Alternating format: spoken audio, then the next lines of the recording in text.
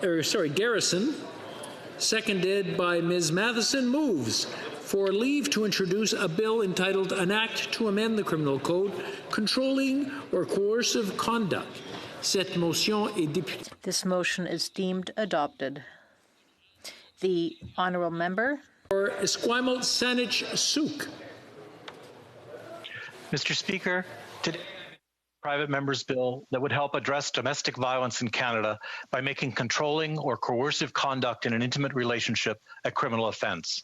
Right now, police often lack the ability to intervene in domestic violence cases before physical violence takes place, even though significant harm may already have been inflicted on one of the partners.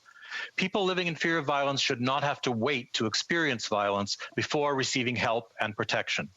This bill acknowledges that victims of controlling or coercive conduct suffer serious harms that are not overtly violent.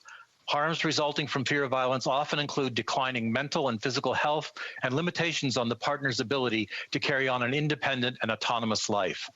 During this pandemic, governments have told Canadians to stay home to stay safe. But unfortunately, not every home is a safe place. In fact, I know in my riding and in most communities, police have seen a spike in domestic violence calls during this pandemic. Creating a new offence of controlling or coercive conduct will not only help stop serious harm already being suffered, but it will also facilitate earlier intervention by police, which may avert physical violence later on. If this bill had been in force, it might have been possible to prevent the Portapique shootings in Nova Scotia earlier this year.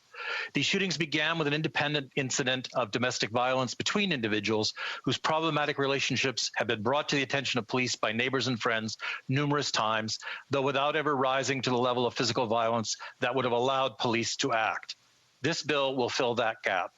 Mr. Speaker, the Federal Ombudsman for Victims of Crime has recently called for adding this kind of provision to our criminal code, and a similar bill has been enacted in the UK.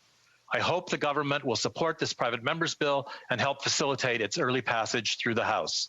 Thank you.